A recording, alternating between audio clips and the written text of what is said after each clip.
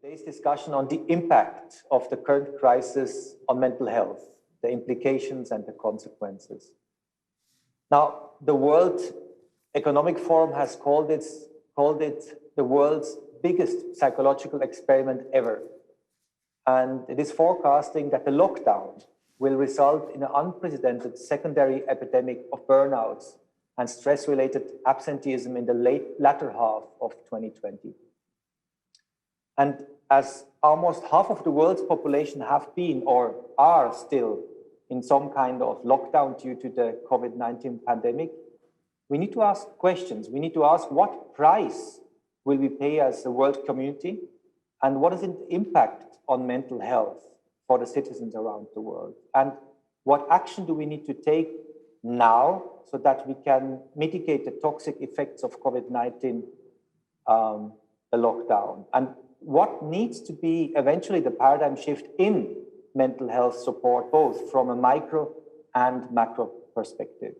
What are the chances and challenges arising from the pandemic, and what needs to be the roadmap? So Gurudev, Shri Shri Ravi Shankar, we are thanking you so much for taking the time. We know how busy you are, for sharing your insights, and we are happy to have with us world-leading experts in the field of mental health. So we have with us today Ms. Rachita Kulkarni, the president of the World Forum for Ethics in Business. Rachita, great to have you. We have from the European Parliament, Dr. Katarina Barley, who serves as the vice president. Katarina, great that you are with us. Thank you for the invitation. We have Dr. Dan Chisholm, the regional advisor for mental health for the World Health Organization for the European region. Dan, great to have you. Are you dialing in from Denmark? I am in Denmark, yes, Dan from Denmark. So good afternoon. Dan from Denmark. Okay. Great to have you.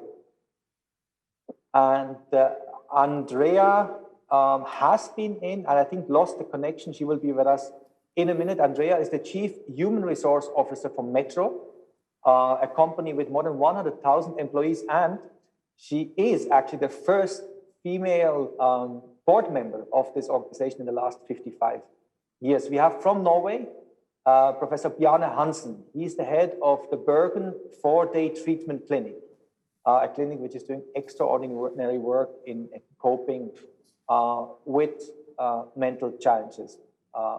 Bjarne, great to have you. Thank you. We have Joe Leinen, who is a board member of the World Forum for Ethics in Business and has been serving the European Parliament for many, many years. Joe, great to have you. Hi. And Dr. Peter Liese, the member of the European Parliament health spokesperson for the largest political group in the European Parliament. Peter, great, we can connect. And we have the former Prime Minister of Slovenia and the former member of the European Parliament, Mr. Alojz Peterle. Alojz, great to have you. That is fine. And the managing director of the World Forum for Ethics in Business, Ewald Poran. Ewald, great. Now, Gurudev, India has witnessed the largest containment experiment in history. On March 25th, its 1.3 billion citizens battened down to their hatches in an attempt to flatten the COVID-19 curve. Now, according to a survey conducted by the Indian Psychiatry Society, already within a week of the start of the lockdown, the number of reported cases of mental illnesses in India had risen by 20%. And we can only imagine how that has developed over the last couple of weeks. And you and the Art of Living organization have done an incredible job to combat the crisis. You have distributed, I believe, more than 80 million meals to the people in India. And you have been guiding, and we just have been part of one, twice a day meditations. And millions are following you every day. So how do you see the situation on mental health globally, and how can and what do we need to do to combat the crisis? During this period, what we have seen is domestic violence has risen. There is aggression on one side and depression on other side. Some people have slipped into depression. Some others are very aggressive in their behavior towards others. Now, people who have slipped into depression, it will be a challenge to get them out of the home once the lockdown is over. This is going to be a very big challenge. Because now, on the other hand, there is fear and anxiety which has really gripped the working class, especially daily wage workers who have come from various other parts of the country. You know, this pandemic has got them in such a grip of fear. They all want to go back to their homes, and people started walking. Since there was no transportation, they were walking from Mumbai to North India. You know, it's more than 1,500 kilometers. And people were going in the streets, walking, not caring for their food or their comfort. There's only one instinct that was driving them back is survival. They want to survive. And the cities seem to be very dangerous for them to survive. In all these cases, we need to give them counseling. We need to give them reassurance that there is enough humanity. There are people to take care of you. You are not alone. You know, this sort of reassurance was very much needed. The government, of course, did its bit, but always, you know, it is better that other organization, NGOs and faith-based organization, their voice are heard more, are taken more seriously than the voice of the officials. So on this front, many organizations, non-government organizations, they jumped into action. They have been taking care of people, urging them to return. And for some people, transportation was organized for them to go back. The government also was very kind enough to open transportation system for migrant laborers to reach to their own villages or hometown. But the mental health issue, I would say, even after the epidemic subsides, the fear of the crowd, the fear of the masses would continue for some time. This is my feeling, because that it has created so much paranoia, washing hands so many times for even urban people. It has become, I'm little bit concerned that this shouldn't lead us to an obsessive compulsive disorder. All chances are there that this can lead us into obsessive compulsive disorder, where people would feel the fear of epidemic may hunt them day and night. Luckily, there is a good news today that the government of Italy has said they have found some vaccine. Some such positive news should put this fear down. But still, we all have to work a lot to get the mindset back, to a normal and healthy mindset where people's fear and anxiety is reduced. And we have found meditation is one of the best tools, and counseling, of course, coupled with counseling, has been doing very good. Yes, Glaza? Thanks, Gurudev, for sharing your wisdom. And I think one of the organizations which has been very active over the last couple of months is the World Forum for Ethics in Business. And Rachita, you are serving as a president. What role can the World Forum for Ethics in Business play in this situation? How can it help? Thank you for this question. And I want to start by, Gurudev, thanking you for this time, for this very important conversation where I think very important stakeholders from who are working for improving the mental health, or who are taking cognizance of the impact of the deteriorating mental health in the world, I think, are all of us together on this important conclave. And Christoph, exactly the question you asked, I think what we are doing today, bringing multiple stakeholders together, fostering conversations, fostering collaborations. I think this is the fourth or fifth global conversation we are having on different subjects. And that is the primary mission of the World Forum for Ethics in Business, to bring multiple stakeholders together, to be the conveners of conversations and the conveyors, therefore, of the decisions or the discussions.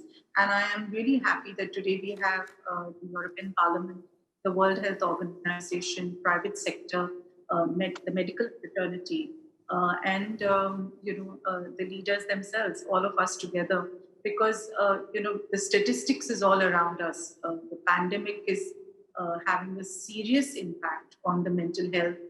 One of the recent surveys that has come out says that 45% of people in America have reported that they need psychological support. That means 1 out of every 2 people. This is a staggering data. The same kind of reports have come out of the UK, different parts of Europe, India, almost all countries that we are grappling with this pandemic. I must say that I am joining from my home in Mumbai, which unfortunately is growing to become almost like a nucleus of the virus now. And I can see around me how it is impacting people, the fear, the anxieties. So for WFEB, this is an important discussion to have. And we look forward that from this discussion, we can really foster and forge some sort of alliances so that we can work together as a global leadership community to help countries, to help communities.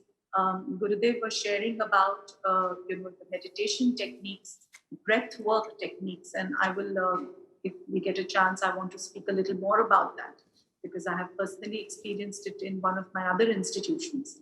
And I'm also seeing how that is benefiting, a lot of people around the world. And if there is a moment, Christoph, we can talk about that as well. But really delighted that we are having this important conversation, and I'm seeing this as the starting point of a very sustained collaboration on this very, very important topic for the world today. In fact, a report, Gurudev, I read today says that the coronavirus pandemic will permanently scar the mental health conditions, especially in young adults and children, because at such formative ages, they have been subject to such a traumatic experience. So I think it is a really cry for SOS, and looking forward to what comes out from some of the experts who are on the panel. Thank you so much, Rajita. Now, Katerina, you're serving the European Parliament as a vice president, and Europe indeed had been hit extremely hard in this crisis. Obviously, some weeks ago, Europe and especially Italy was literally the epicenter of the pandemic. In a recent survey by Italy's Order of Psychologists, 8 in 10 Italians said that they needed psychological help and support to overcome this crisis, a much higher response compared with similar surveys done in the past. So with these unprecedented changes in the way we live, work, and interact with each other, what should the European Union do to address the mental health situation, Katerina? Well, first of all, thank you again for setting up this important conversation and for inviting me to it. My doctorate is not in medicine or psychology, it's in law. So I will leave the details of health politics to Peter Lisa, who will come in later, as I understand, and address it in a more general way. Because people are affected in a mental way in very different aspects and in very different situations in their lives. We have people who have already been diagnosed with mental illnesses who either are hospitalized in certain centers, in certain hospitals or whatever. We have people who are leading a more or less, I hate the word normal life, but still know that they have mental issues. And now we have, of course, people who have not been affected by mental illnesses yet, or weren't aware of it at least, and who now, because of these very disturbing circumstances find themselves feeling mentally ill, mentally challenged in a way, and there are very different ways of addressing these people. Just yesterday, I had a conversation with a psychiatrist who said that the people who were in therapy with her, it goes like years back. Yeah, there's a kind of a rollback in therapy. They have to start like where they were years ago, and all the progresses that have been made during the last years seem to be gone, because of course a lot of people who have been struggling with mental illnesses already now are very heavily affected. But what European Union can do, I mean, we really have to face one fact that I keep stressing, that the European Union has very limited competences, and especially in the matter of health. And this is something that has been a problem for us during the whole epidemic, because it has been difficult to coordinate what the member states do throughout the crisis. So we see that we could have improved the situation if we had had an earlier coordination, if we had the measures coordinated between the member states.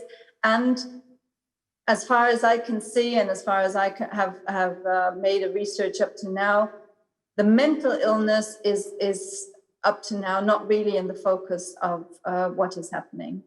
It has been the issue, of course, of tackling the spreading of the virus, the treatment, the physical treatment of the people who have been sick is very much in the focus. And I think the mental consequences of the whole crisis that will become more and more visible now that the lockdowns in a lot of countries are, the measures are being dropped, and then we will see the impact. We will see the impact with the children, but also with people who find themselves not able to go just back to usual.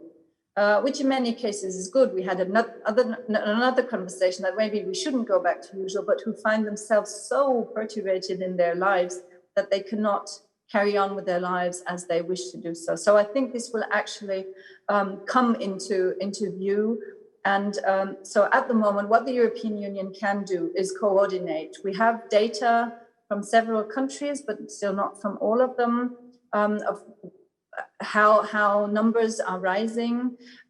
We have reports from member states how they are dealing with the situation. We have lockdowns in mental hospitals. We have member states like mine where you're not allowed to visit people who are in certain units, which of course makes the illness even worse.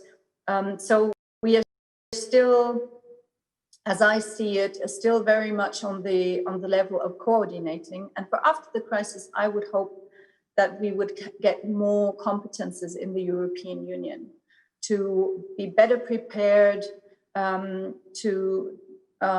to find measures, to not leave every member state alone, sometimes even leave every region alone, but to better coordinate and give advice and give best practice. I think this is what we can do as a European Union. But I guess Peter Liese will contribute also to this on the health issue.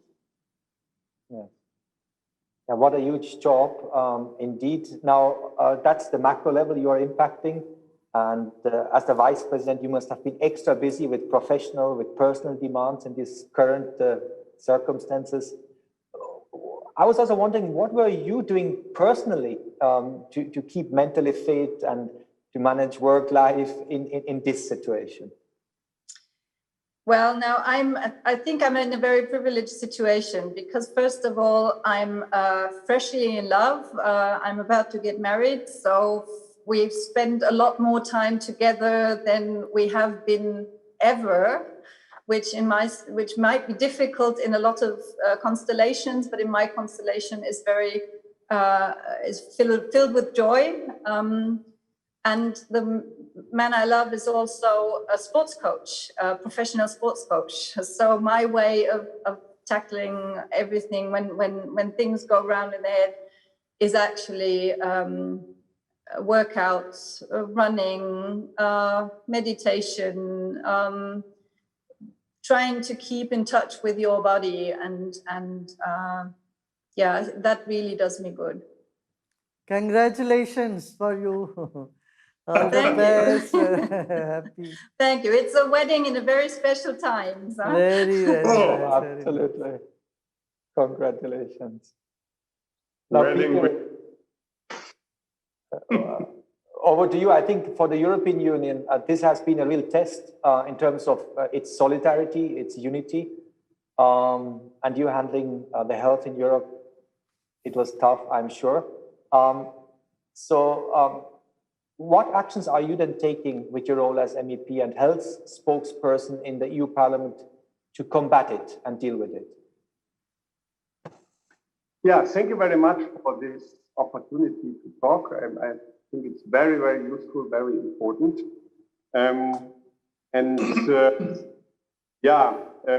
First of all, I would like to say that seeing this huge problem of mental health related to COVID-19, we should not do the mistake to underestimate the threat of the virus.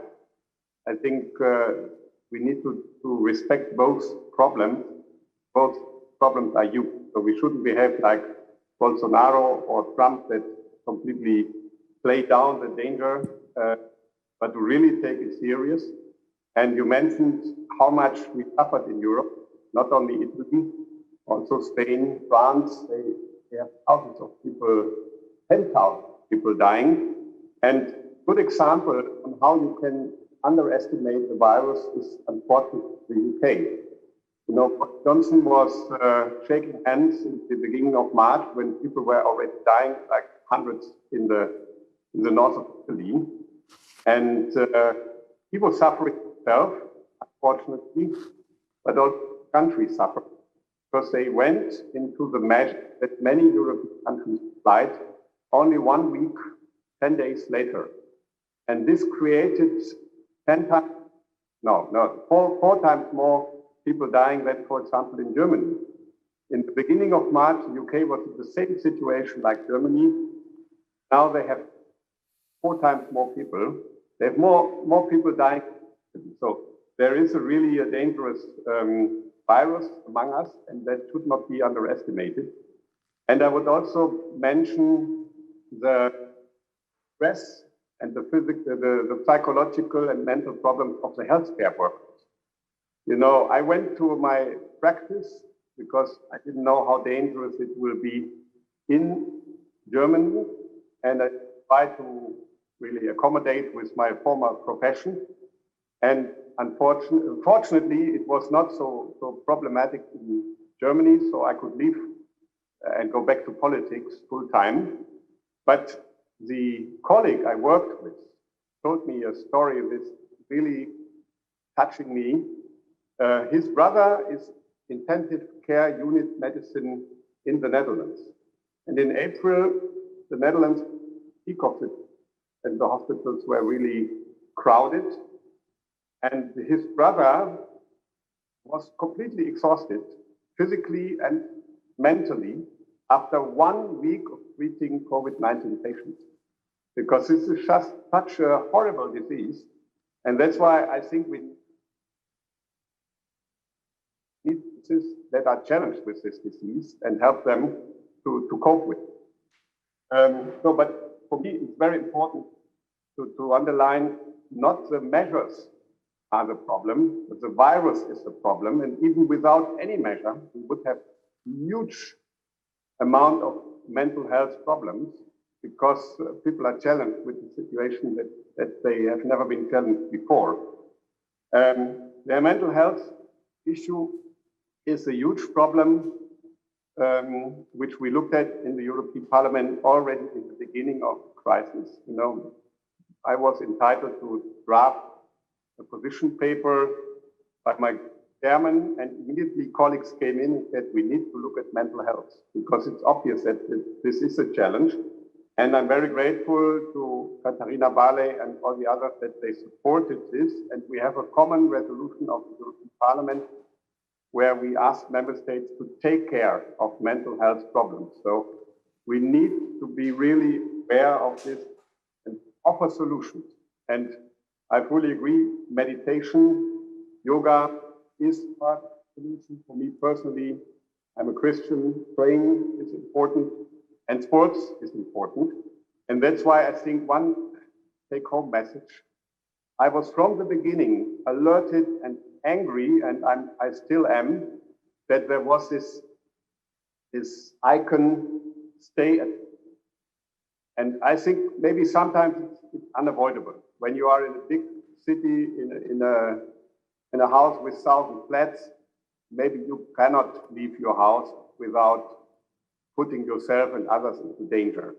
But in many other circumstances, it is not only allowed to leave your house, but it's very important for the physical health, get immune system better, but also for your mental health.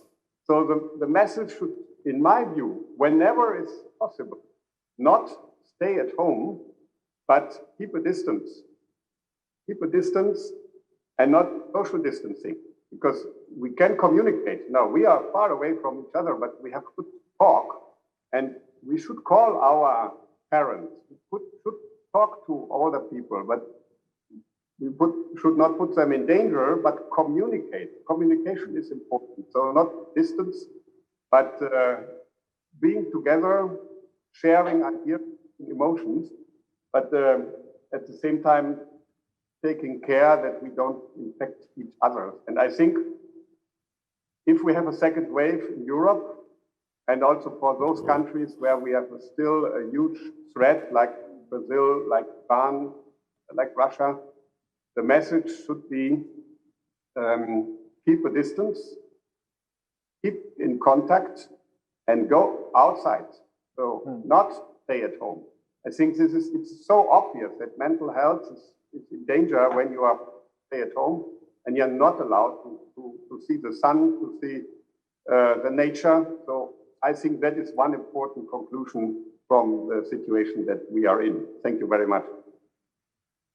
Thank you very much, Peter. And I think what you're saying is so crucially important, not to stay at home all the time. Now, many of us, me included, were glued to the digital devices, and it might be interesting to know that since March, the Google search for the terms meditation, mindfulness, and breathing has increased by almost 25%.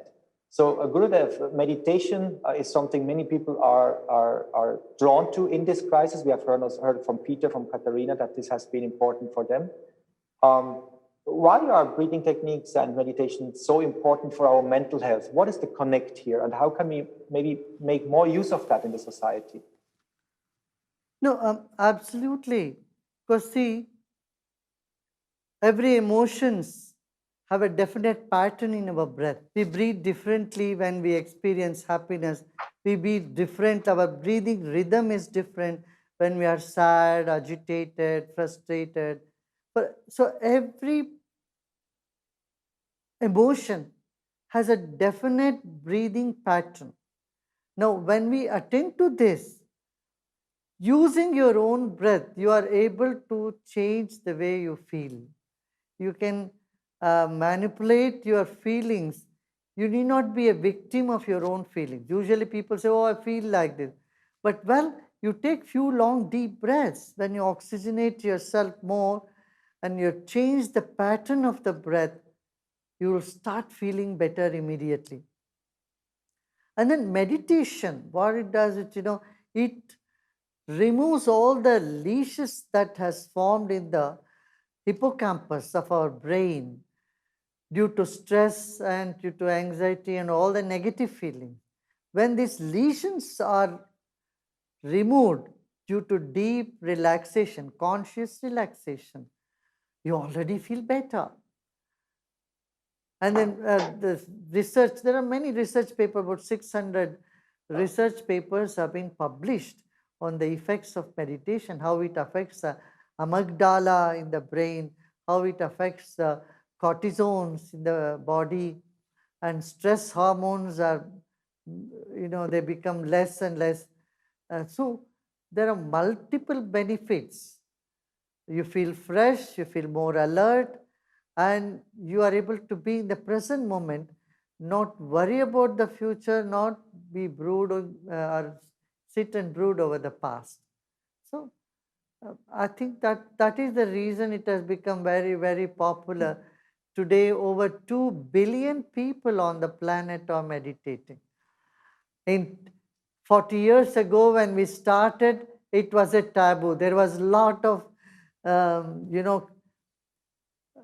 bias or prejudice attached to meditation. But today, people have accepted it, and they are getting benefited, they are being benefited by these techniques more and more. In colleges and schools also, people are doing. I think it's just matter of educating people how their own breath, their meditation can make their life so much more better. I often call this as a mental hygiene. Like we teach dental hygiene to people, they have to brush their teeth.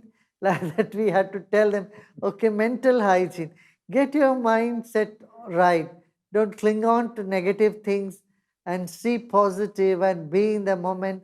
These are some advices which would really help our young generation to cope up with the stress that they are facing in their life. Yeah, thank you. That's truly important. And Rachita, in another capacity, you are leading the Sri Sri University with more than 3,000 students, I think, believe at the moment. Are you using the techniques there as well? And what's the impact? Absolutely, Christoph. In fact, what I see on our campus, of course, right now we are in shutdown, but using the breathing techniques, using meditation, and making it a part of the way students live on campus, part of their daily life. In fact, we've seen some very staggering data, Christoph, in how the breathing techniques and meditation on a day-to-day basis impacts the cognitive skills of the students, impacts their ability to relate to each other as peers. In fact, I have some data which I got out. 83% of the students who practice the breathing techniques on a day-to-day basis reported an increased level of motivation and well-being. A sense of cheer, a sense of optimism, a sense of joy. Also, 89, so almost 90% of the students reported a sense of contentment. Gurudev, this is one thing I have seen with the younger generation, and this is what many, I think, people are dealing with, that younger people generally feel dissatisfied with life as it is. You might have everything going for you, but there is that sense of restlessness. And doing the breathing techniques, we have seen the data is showing us almost 90% feel a sense of contentment. 81% reported, Gurudev, a sense of increased confidence. And I think this is so important for the younger generation today. You have been, Gurudev, speaking about this as a warlike situation. We have to invoke that space of valor in us. And I think this confidence, increase in confidence, I think has been a great result. And one of the very important ones is about 75% reported reduce in stress and anxiety. So I think what our experience, Christoph, is that, doing some of these techniques have helped them take care of themselves. So self-care, that results to self-cure, it on a sustainable basis. It makes sure that you don't fall even physically sick, emotionally, you don't go through ups and downs. And then that leads to, I think, societal care. Once you feel good, then you're able to contribute. Like, I'm so proud to share here, this is an international platform, that all our students have been involved in the effort of reaching food to the migrant workers, supporting daily wage earners. So they are not only able to take care of themselves, but also support their community. So societal care, and which hopefully leads to a sustainable societal cure. In fact, in Europe, Christoph, our sister organization, the International Association for Human Values, has been over these 2 months offering these breathing techniques to frontline workers, medical care workers, first responders, and they are sharing how that has made an incredible impact for them to deal with this really, unprecedented stress that they are going through. In fact, there is a research which shows just wearing the PPE kit is leading to stress. So we are seeing a big effect of the techniques, and we are also working with other institutions, helping them. Our trainers are supporting their students. So I would recommend this to all my colleagues in all institutions around. Thanks, Rachita. And Andrea, great to have you with us. Great you found time. As the Chief Human Resource Officer for Metro, you're responsible for over 100,000 people, and that must be a job to do. So I really wonder, how have you found time to breathe? And what do you do at Metro to support your employees? Have you seen unfolding different mental health conditions, or how is your staff coping with the situation? We have one metro here, right next to our campus. We have one metro too. So you are here in Bangalore, right here. Yes, we are. We are. And we're still breathing. We're sometimes breathing heavily, but I think we're doing well. Thanks for having me and giving me the opportunity to speak about the experience that we had over the last couple of months. And for us, this topic has already started very early in the year because we have a very big presence in China, in the center of Wuhan. So for us, this topic was already top of mind as of January, basically.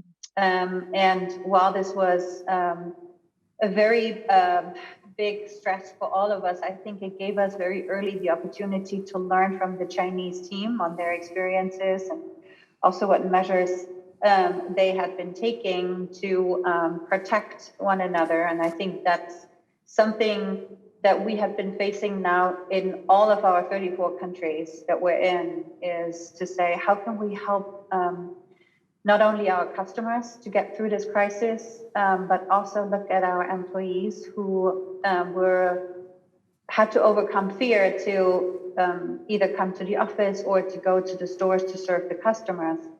And what were the opportunities for us to educate and take action on the specific measures so that our employees feel safe, if you can talk about safe in that way, but at least knowing that they're taken care of, that we do whatever we can to protect them, to ensure that we preserve as much as we can.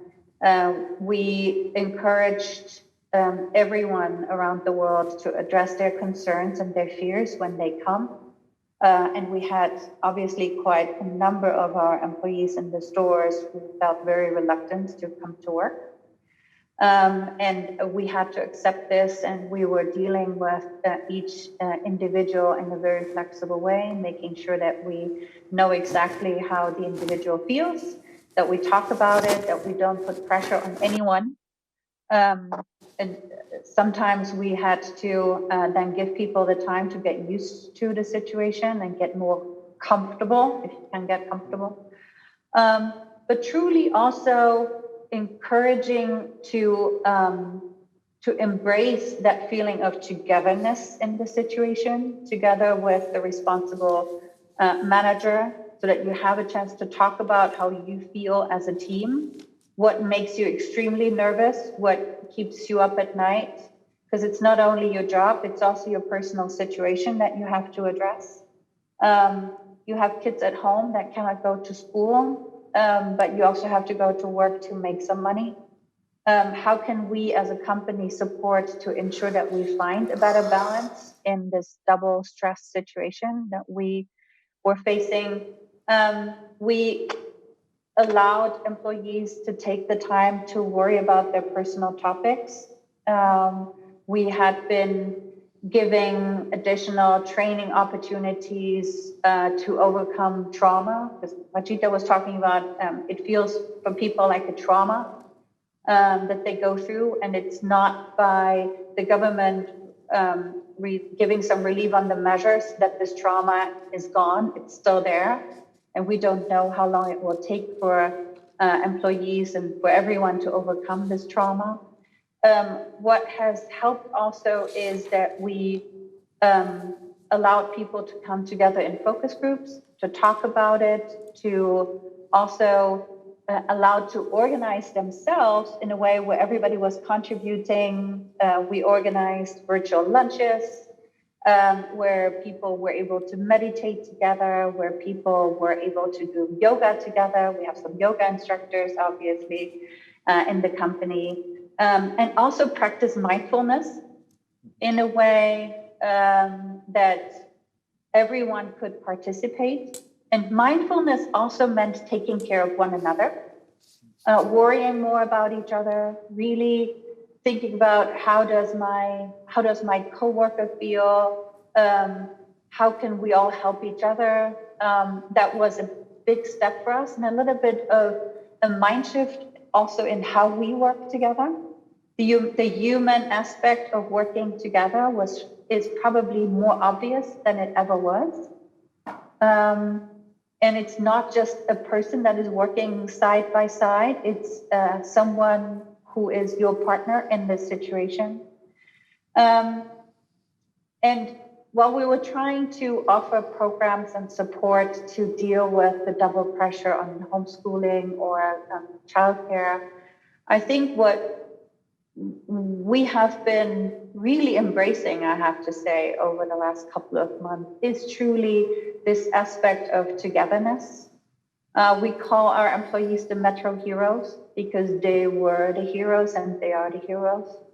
And we have switched very quickly from a crisis mode where we were focusing on protecting our employees and preserving the business to how can we transform into looking at this crisis as an opportunity for us to learn and make us even stronger coming out of the crisis, being from a company culture perspective where we all work better together and the attitude towards another and towards the work that we do.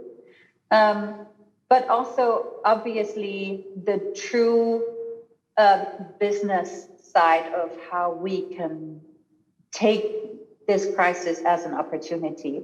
And by switching this crisis into a more positive shift very early on, it has helped everyone to feel part of it, to feel empowered to get through this all together, and has created a huge spirit across the entire company, where every program in itself that we would obviously pay for would never have the effect that such a positive, mindful togetherness can have.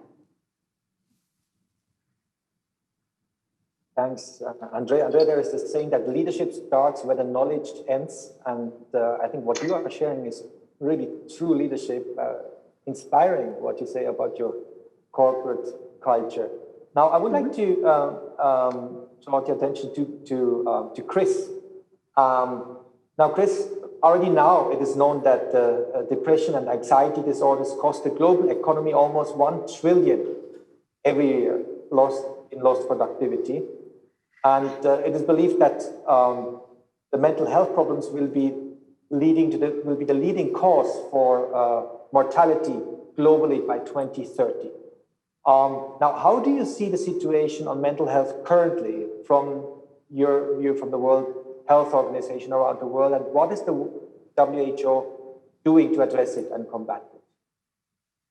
Okay, so thank you very much indeed for the invitation to join and contribute to the webinar today on this really crucial topic. Let me answer the first part of your question by starting by saying that the global situation when it comes to mental health was already pretty grave before this pandemic. And just a couple of statistics to sort of help define that. For example, more than 300 million people with depression. There's around 800,000 suicide deaths per year.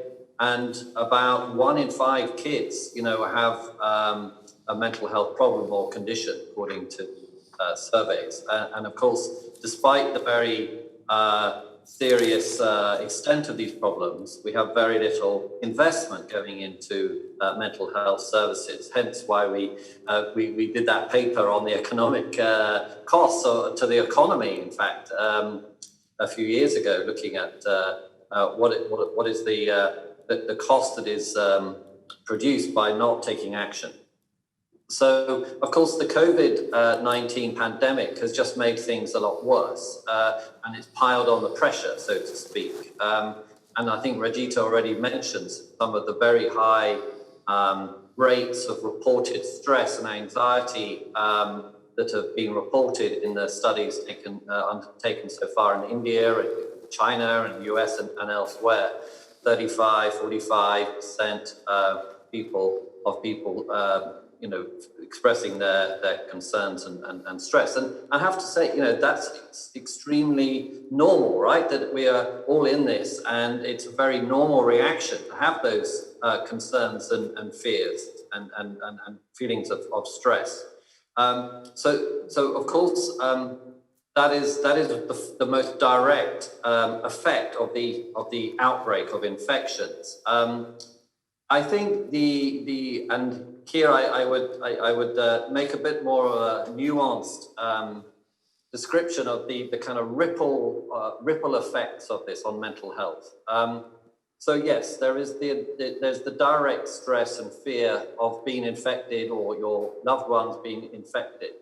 But in fact, some of the psychological effects of this pandemic are in fact due to the infection and prevention measures that have necessarily been put in place. So here, of course, I'm talking about the very, for most people, very strange situation of a lockdown, of self-isolation in many cases, of quarantine.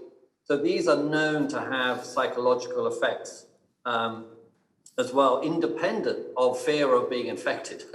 So there's a double effect. And then the third sort of main sort of ripple effect would be of course, the consequences of the economic downturn, the huge, massive losses in jobs, employment, livelihoods, and income.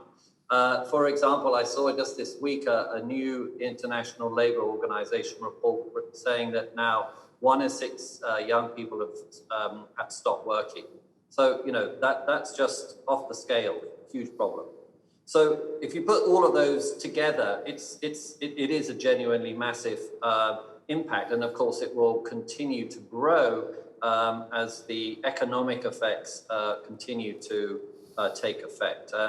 Quite a recent report from the UN Secretary General's office, they've been bringing out some regular briefings on COVID, and a recent one deals with mental health and the need for action in this area. So I would point you to that, because it gives a good portrayal of the economic impact, the various impacts of COVID on mental health.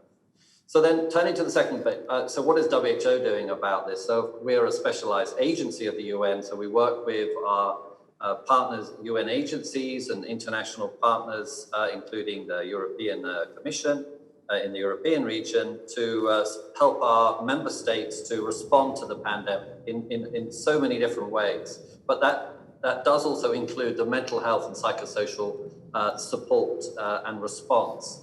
And the three areas I would sort of specifically mention right now would be, firstly, information and communication. So this has been critical to get good quality, evidence-based information about how to cope with stress at a very broad, population level. So we've generated, prepared, and distributed many of this sort of psychosocial guidance, and for the general population, but also with specific reference to certain directly affected groups, including, for example, children, older adults, people with pre-existing conditions, frontline workers, and so on.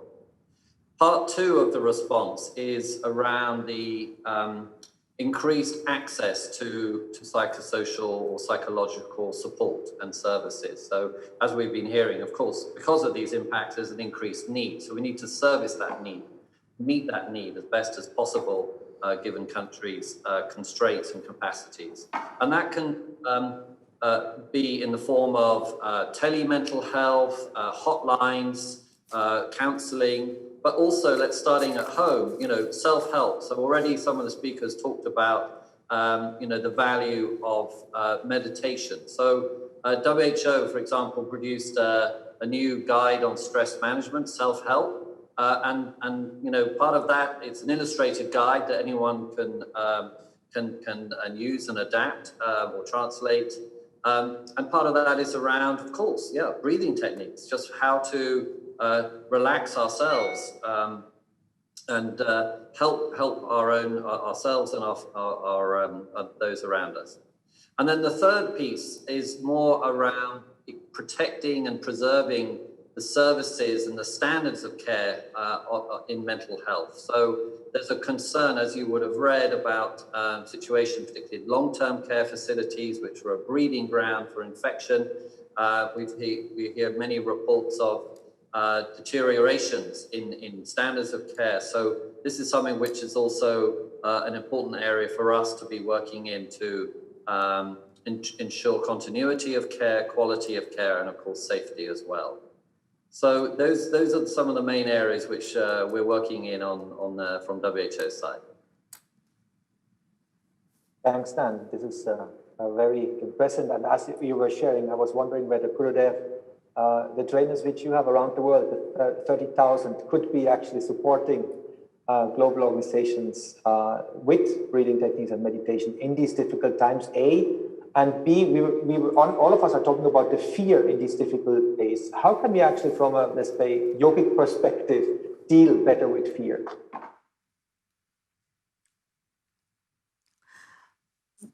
Well, as Mr. Dan just said that, we need to improve the quality of services for mental health. And one more thing is there is a lot of prejudice.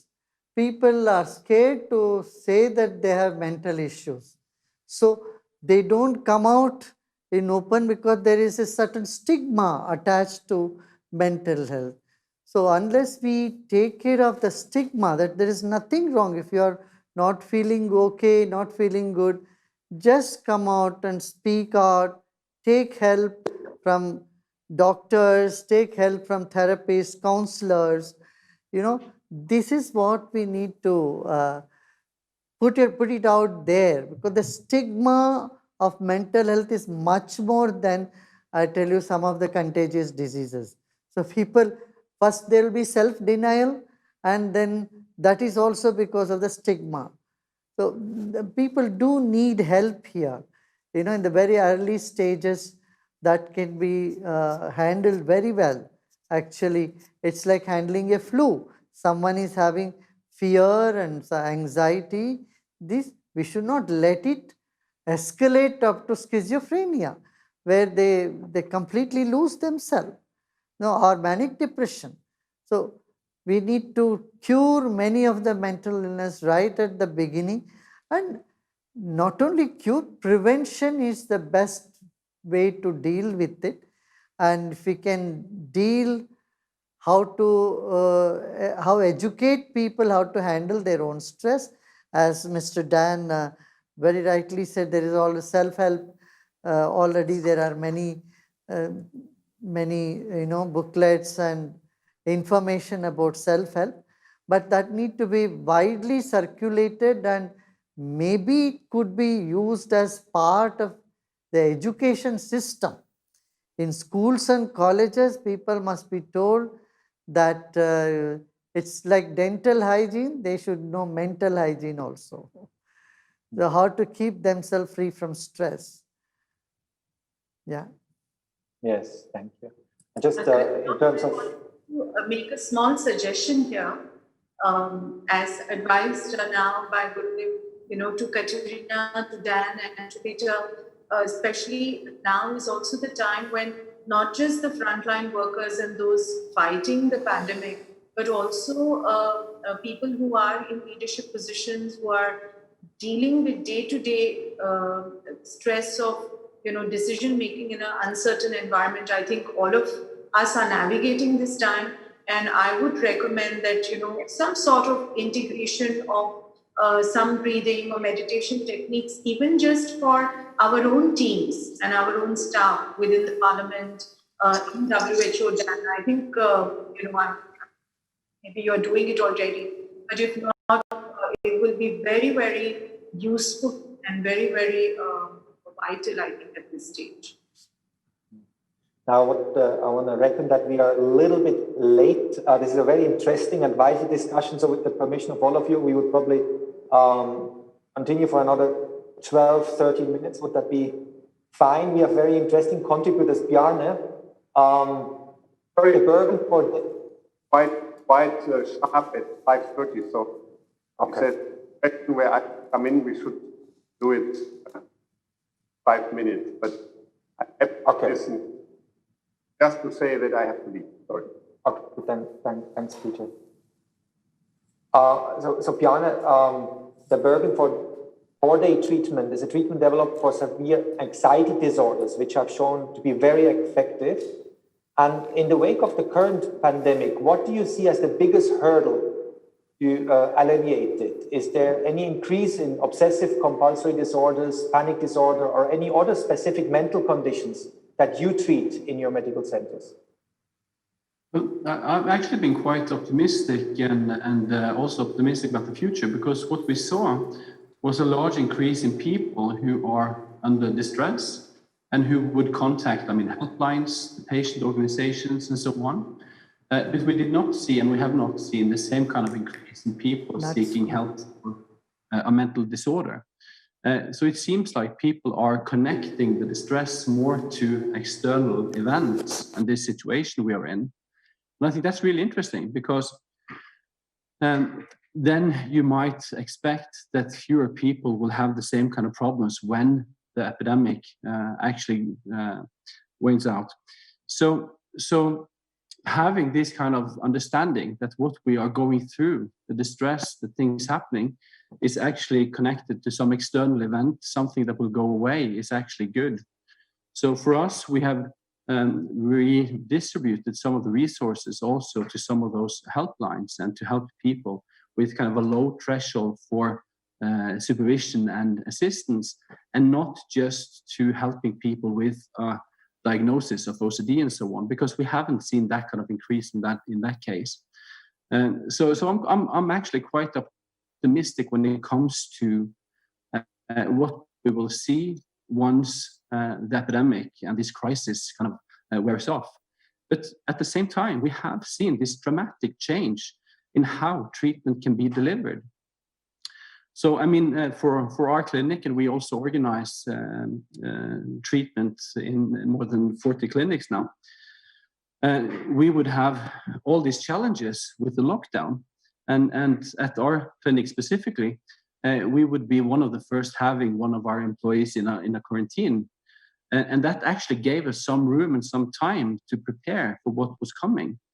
So instead of just waiting, we were sending out employees in trial quarantines, saying that we really need to get procedures in place so we can continue to deliver high quality treatment and services, even from home-based offices through different kind of electronic platforms. And I can't see how you would have the same kind of transition in the field when it comes to how to reach out and how to make treatment available with high quality that we have seen within just a few weeks. So when the shutdown came in Norway, we would have all our therapists already in home offices being able to deliver high quality evaluation, diagnostics, and treatment. And what we see when it comes to results is that the result seems to be just as good as we usually would see. And that is really making use of quite simple and primitive technology. Using Skype and webinars like this with patients. If we really take into account how we can optimize the way we use this kind of tools with the content of the treatment, I think we can really improve the way and our opportunity to give high quality services at a lower cost and without the restrictions of distance. Of course, Norway, we do have some challenges with geography because we have people living widespread. So we have already a lot of experience with using these kind of technologies to deliver care. But I do think that from now with this epidemic and pandemic, we have really just seen the start of a huge change in the opportunity we have to deliver high quality services independent of where people live. Yes.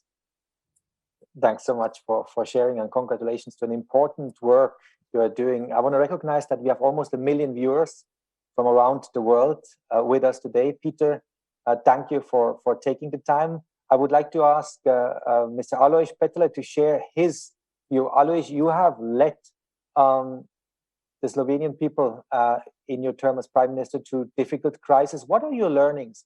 What can the public sector do? What can governments do to support in such a crisis? A government in the crisis has to act in a very clear, credible, and transparent way. 30 years ago, we had a war in Slovenia when we proclaimed independence, but we won that war. And I see many, many similarities between that situation and today's situation. And I see three levels or three points in this regard. At the beginning, the accent was, I would say, on stress and fear. And we were focused on infected and sick people, and especially earlier people. Now, less and less people die. So for days, we didn't have any new death, I would say, and no new infected people. So we are phasing out, let's say so, and Slovenia is one of the better, I would say, in the world. But now we are dealing with the new type of problem, and these are the consequences of the virus. And in the first round, people were afraid, were concerned about their life, whether they will survive or not. I met many such people. Now they are concerned about their future. And we are facing economic and social consequences, uncertainty about employment and income. And this is now another type of problem. And in this situation, the governments have different duty. I think that they should be very inclusive in their measures. They must be very attentive to different categories of affected people. And I think that professional assistance is needed, especially for people with mental health problems. And I think that people will be more and more attentive to the criteria of righteousness or fairness. Because, for example, we had manifestation of cultural workers who said the government was not attentive to us. No, and there are other categories. And there is one more point. I would see the third duty of the governments. I think, medical doctors say we may face another round of corona, another appearance in the autumn or next winter. And I think that the governments should collect the experiences, reconsider instructions and recommendations, and act in the way Madam Kulkarni said before. I think we should empower citizens for better self-care. The governments don't teach how you can oxygenize your body, but many others know how to do that. And I think that prevention should be a point now, in case this, or even if the second wave will not occur. But we saw what the immunity, how important is immunity in this situation. For example, I didn't fear at all in this time, and I never did so much for my health than in the last 2 months. doing yoga, breathing exercise, mindfulness, bicycle, flying, running. So I really feel in a very good form. And I saw also what I was happy with that I saw so many social creativity in these days. And I like very much the word, the term which was used by I think by Andrea, the togetherness. I think that in many circles of our societies, the sense for togetherness was strengthened. And I think we should work on that. And I would like to finish by an illustrative fact from my own house where I'm living. On the first floor, we have kindergarten. And at between 6 and 8, when parents or mothers come with children to kindergarten, I had to listen to crying people, to children who were accustomed in these 2 months to live together with parents, and now they feel abandoned. This is, I would say, it's another special problem, because the family were reintegrated in a way, and now a 3, 4, 5, 6 years old child has to leave the parents at 6 o'clock and come back 12 hours later. Wow, thanks, Alois. And I can really feel your fitness. Great that you're doing so much, and you've been able to do so over the last couple of weeks. Joe, finally, you have been a leading figure in Europe's political scene for many decades. Now, listening to the discussion today and based on your own insights, what do we need to do to protect the people in Europe from mental disorders? Now, first of all, I think this was an exciting session so far, and we see that mental health is an elephant in the room, but not very often recognized. I appreciate very much what we heard from Metro. It seems to be a first-class company caring so much about their people, but that is not the normal case. There will be thousands and thousands of other companies that don't do the same good job. And even people in all of their businesses would be alone. And Gordef was saying at the beginning that we need counseling, we need reassurance. And the question is, who gives all these millions of people reassurance and counseling? I don't think that governments can do it, as Alois was just mentioning. Governments have programs, but we need more organizations that are nearer to the people. And I think NGOs are well off to do that job as well. But professional caretakers will do it, but that will not be enough, because Corona-19 is such a huge problem around the world that we need many, many stakeholders to come in.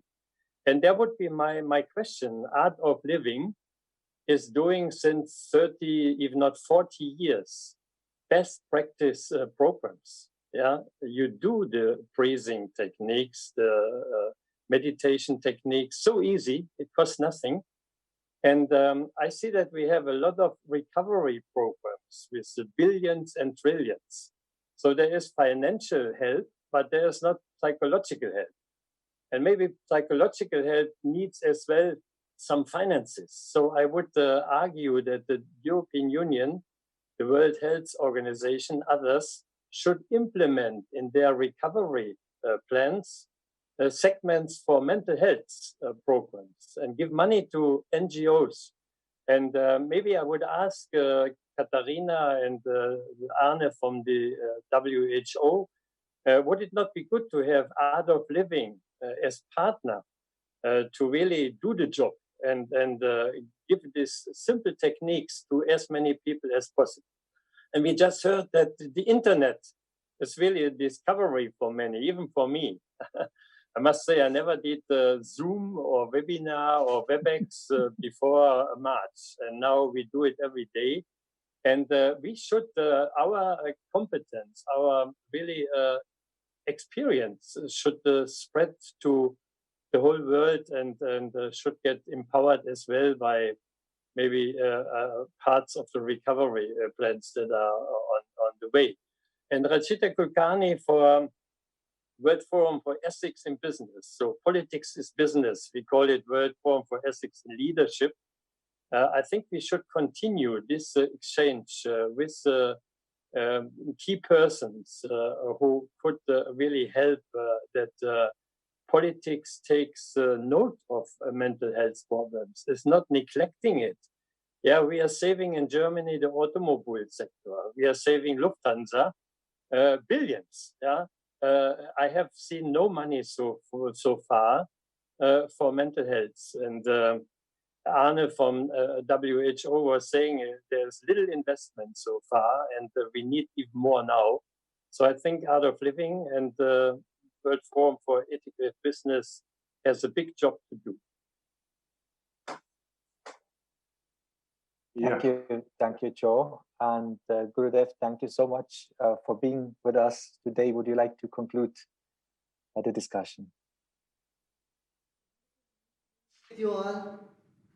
Let's all pray and everybody keep healthy, and let's hope we see a better world after this COVID-19.